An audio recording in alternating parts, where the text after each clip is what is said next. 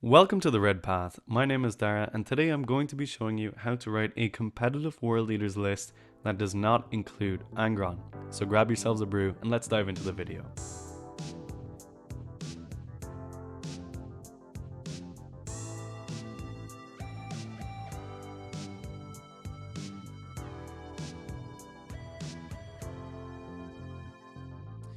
Warhammer 40,000 10th edition has been in full swing for a number of months now, and faction generals are starting to get to grips with their various army rules. In the competitive scene, we are starting to see archetypes and builds emerge as people work out what the most optimal way of running their army is. Even though the internal balance for Index World Leaders is relatively good, we are starting to see these type of archetypes emerge for our army as well. Notably, these archetypes almost always include Angron as the central focus of the list, and support elements around him which ensure a higher likelihood of his resurrection. Typically, this would include a Master of Executions or a Juggernaut Lord with a Favourite of Khorne enhancement for the once per round full reroll of the blood dice, and 2 to 4 units with the Manor of Khorne for individual dice rerolls. I played this type of competitive archetype for 4 tournaments over the summer months, including a Golden Ticket event in Warhammer World and the London Grand Tournament. It was a really powerful build, and it helped me achieve a high level of success, but after the LGT, I started to consider alternatives, since the build was becoming tiresome for a few different reasons. Primarily, I found that the list's play pattern didn't change much between games or opponents, making for a somewhat boring experience after a certain amount of games.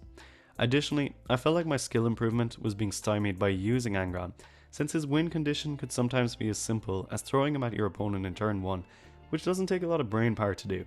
Finally, and this was exemplified at the LGT, when Angron doesn't come back to life, things feel pretty bad. The wheels fall off the bus tumbles off a cliff, and it all finishes in a fire explosion. So, after the LGT, I sat down with Jamie to come up with some serious competitive lists, which did not include Angron. We were pretty surprised with how easy this was, and I've since taken these Angroff or non-Gron lists to a major in Ireland, finishing in 4th place, having gone 4-1, as well as winning a local RTT. I'm going to talk you through the process of designing these type of lists, giving you ideas for how you can construct your own. But first, let's touch base on the core principles of writing any competitive World Leaders list. Whether you choose to run Angron or not in a competitive World Leaders list, the guiding principles of list design tend to be roughly the same. In a competitive sense, our army operates in staggered waves most of the time, with each wave including what we have termed hammer units. Hammer units can take several different forms, and it includes Exalted 8-bound, Angron himself, the Berserker Glaive Master of Executions, or Khorne and 10 Berserkers. Essentially, a hammer unit is defined as a unit that will go into combat and get the work done. As World Leader players, we need to be really sensible with how we introduce these hammer units, ensuring they're trading well into enemy units and positioned in areas where, if possible, they will be safe from the opponent's retaliation. There's a lot of skill tied up in the management of these units, knowing when to push and when not to overcommit. In this environment, Angron functions as an interesting hammer because you're almost encouraged to be frivolous with his use. His ability to resurrect means that often you can use him as a free trade piece, taking out an available enemy unit early in the game, assuming he will die, only for him to return later and shore up weaknesses in your own force. This is a really powerful ability, and I think it would be disingenuous to say that Angron is not the most powerful unit in our army for this reason alone. However, I have spoken before that sometimes it feels like the army is overcosted, based on the assumption that Angron will return, meaning that when he doesn't, things can get out of control very quickly. The balanced data slate somewhat alleviated this issue by wholesale reducing our points, but the problem still exists, meaning if you're not taking Angron in a list, you're sort of hamstringing yourself from the get-go. Generally speaking, an Angron based competitive list will include around 4 hammer units, including the big man himself. Naturally, if he does respawn, you are essentially adding another hammer unit back into the army, but by considering a non-Gron list, you're probably going to find the space to have a bunch of different hammer units, simply because Angron takes up such a large chunk of points. Given that almost every list includes some form of Favourite of Khorne character, essentially functioning only to pump regen dice for Angron, you can kind of bake their cost into Angron's own 415. As an example, I religiously ran the Favourite of Khorne Master of Executions with Angron, and I left him in strategic reserve until turn 3 in almost every single game, effectively making Angron cost 525 points in my list, which, when I removed, I got some really interesting pieces. So, I pitched this predicament of non-Angron competitive list design to the members of our Patreon competitive focus Discord channel, which you should totally join if you want in-depth discussion on competitive world leaders. But they had some interesting ideas, and I liked this one thought from Iron Dan, who said, when taking Angron out of a list, the main questions are, what is doing his job, and what am I aiming to do without him? And this ties in with the principles of writing a competitive world leaders list. By removing Angron, you suddenly have the opportunity to go wide with a list, spreading your assets out and changing up your playstyle to something which isn't so centralized. If you are someone like me who doesn't enjoy working with a centerpiece model on the table, then removing Angron can be a really good choice for you. So in summary, when building any world leaders list, the most important thing is to know how many hammer units you have, how you plan to introduce them to the game. This can be in staggered waves or powerful alpha strikes. There isn't necessarily a right answer to this, but knowing where your assets are is really important. Furthermore, knowing what support elements are in place around these hammer units and how they are going to score you points will be the padding that your list needs to function on the table. Taking these principles away from an Angron-centric list and applying them elsewhere, from my experience, is key to ensuring the success of alternative lists. So, let's dive into that type of list construction next. The single biggest advantage of running a non-Angron list is knowing that 25% of your army's points are not tied up in the success or failure of a single model. By upping your total number of hammer units by not including Angron, you buy redundancy for yourself and the ability to have a potent, hard-hitting second wave on the table. It also allows for a more even distribution of your assets across the list, meaning that your opponent isn't necessarily presented with a big, obvious target, making their life more difficult and giving you more options on the board. But choosing what to put in the list can be really tricky, and ultimately relies on an understanding of your own personal playstyle. Make no mistake, a competitive non-Angron list is going to be much harder to play than one which includes Angron. GamesFan from the competitive part of the Discord brought up a really good point when it comes to constructing these lists. Don't try to recreate an Angron list if you're not including him. And I think this is a pretty fundamental concept to keep in mind through the process of list design. There is no comparable replacement in our index to Angron's damage output, so you'll have to consider different ways to tackle big threats like knights or heavy armor, which are prevalent in the meta right now. But by dropping Big Red, you have the ability to construct lists which revolve around heavy mid-board control or staggered waves of hammer units. And this second archetype is one I've been playing a lot recently, since I know it suits my own personal playstyle and is greatly enhanced by not including the Primarch. The main reason for this is that neither of my waves of assault are weighted too heavily or lacking pressure, and overall my threat saturation is spread fairly evenly across the board in the form of 4 distinct hammers and 2 units which can become hammers when I need them to. Understanding as well where you are in terms of player skill and what type of play pattern on the table best suits you is the first thing you need to know when writing a non-Angron list. So if you're newer to the game and just dipping into competitive, I would say don't try and reinvent the wheel. Take Angron out for a spin and have some fun with him. There's no shame in that. However, if you want a bit more of a challenge, identifying your own personal playstyle is a difficult task since it requires a critical amount of self-reflection and detachment from emotional investment in your own performance. Though this isn't a comprehensive list, these playstyles and personal ways of playing the game could include heavy alpha strikers, midboard controllers, staggered waves, or heavy pressure, go wide MSU, and a bunch of other stuff. Identifying where you fit and your playstyle will inform which units should be included in the construction of your non-Angron list, based off their datasheets and how they're going to build towards making one of those archetypes. So let's briefly touch on some of those datasheets and how everything kind of comes together. I'll start with the units that I'm using a lot these days. Units that build for a mixed, staggered wave or heavy pressure list. This relies on datasheets that can move very fast, being able to relocate to important areas, and can fight very well without too much support needed. The list doesn't castle, and instead rows around in war packs, applying pressure when I need to turn the heat up.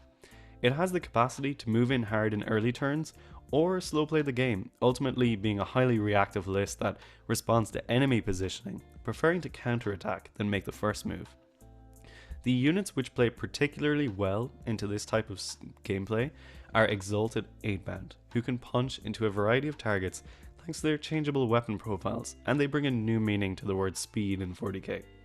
Alongside them, roving bands of Berserkers with Khorne or the Berserker Glaive Mo can support and pack a punch, and mini hammers like Invocatus or a Winged Demon Prince can help spread your threats across the board.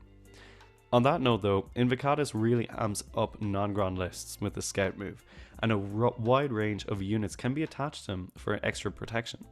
The Scout move, when played well, allows for really interesting bait and switch moves, which also gives you the option for a first wave to hit in turn 1 if you pick the right moves and blood dice buffs.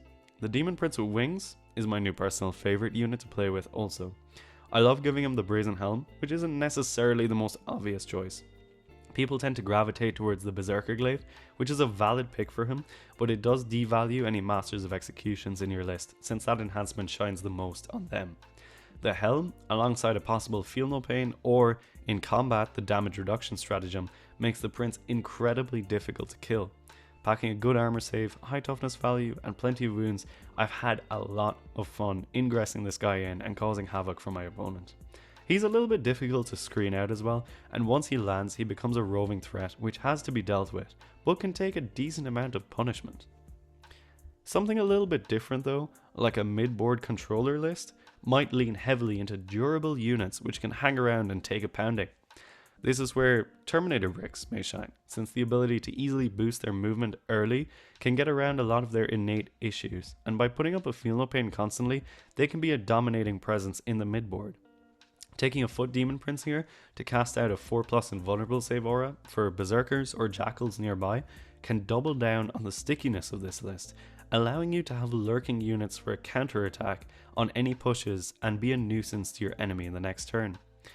This type of play is really rewarding for players who like to slowly accumulate points over the course of the game and are extremely patient, which are not traits common to World Eater players. So, what I'm trying to say is building around your preferred playstyle is a concept which is not exclusive to non-Angron lists, but these lists shine when this factor is considered. Selecting unit datasheets which come together cohesively to realize your personal plan and play pattern will ensure that the list functions as it should and can reliably take on a range of enemy armies. If you follow these principles, you'll be able to move away from Angron builds and formulate something which has a little bit more of a personal flair to it while retaining competitive efficiency. So to round things off, I'm going to run you through a competitive non-Angron list. This is something I'm playing with currently and planning on bringing to a few tournaments in the near future, so be on the lookout for it. It really leans into my preferred styles, exemplifying speed and pressure, and spreading out my available threats across the entire list. It's going to kick off with a fairly hefty selection of HQs in the form of Khorne, Invocatus, Demon Prince with Brazen Helm, and the Berserker Glaive Mo. Khorne will slot in here with 10 Berserkers, and the Mo is going to pair up with 5. Invo, he can go solo or partner up with several 8-bound units, depending on the matchup. The Winged Prince, he's going to deep strike in, as I mentioned earlier, being a real nuisance. In the battle line section, we have 2 Jackal squads for scoring support, sticking objectives, being screens, whatever I need them to do. Then there's Khorne's 10 Berserkers and 2 5-mans following this. The MSU Berserker squads may seem strange, I know they're a little bit out of favour right now, but I found the Berserker Glaive Mo and 10 Berserkers is always overkilling units, so stripping them back to 5 seems good. And having 5 solo Zerkers allows Invo some ablative wounds if I need them, or an early screen clear which doesn't cost me much. There's a Rhino in here too, to give a little bit of cover for some of these units. Then the mini bits. 2 6-man Exalted 8-man squads and a 3-man 8-man squad. The 2 6-mans are serious pressure units and will do a ton of heavy lifting in the list.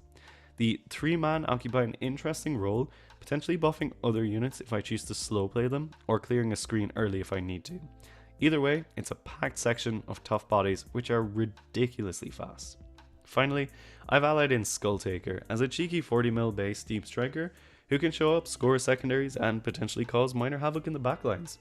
He's there to simply score behind enemy lines, capture enemy outposts, engage, signals, whatever.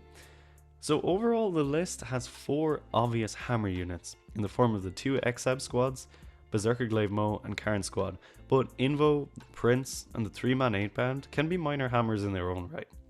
There's enough scoring padding to ensure I can keep up with the mission, and most importantly, there is no central unit to telegraph what I want to do or for my opponent to focus far into, as well as a complete lack of heavy armor, meaning anti-tank will essentially have nothing to shoot at. Personally, I think it's a really well balanced list, gives me a lot of options, allowing me to set the pace of the game or play reactively, matching pretty well into most armies in the game right now. But let me know what you think of this one down below. That about covers it for this video, folks. I hope you found this one interesting and maybe it sparked some ideas in your own brain. Maybe you're going to leave Angron on the shelf for the next couple of practice games and try and develop your own personal style.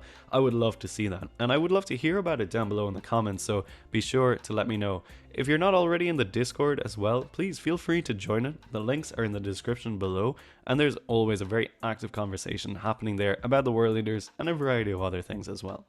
If you have enjoyed the video, please be sure to do all the usual stuff, like, comment, subscribe, you know what it is, but it really helps us out and it helps keep us moving forward, which is the direction we want to be going. And of course, if you really want to support us, again, there are links below for Patreon, Twitch subscribe, all the other good stuff that everyone seems to have these days. So yeah, any support would be greatly appreciated, but I'm really looking forward to hearing about your non-Angron competitive lists and how you're getting on with them. So keep a weather eye on the horizon. I'll be bringing mine to Coventry very, very soon. Until the next one, folks, you've been watching The Red Path. I've been Dara. So stay healthy, stay safe, and kill, maim, burn.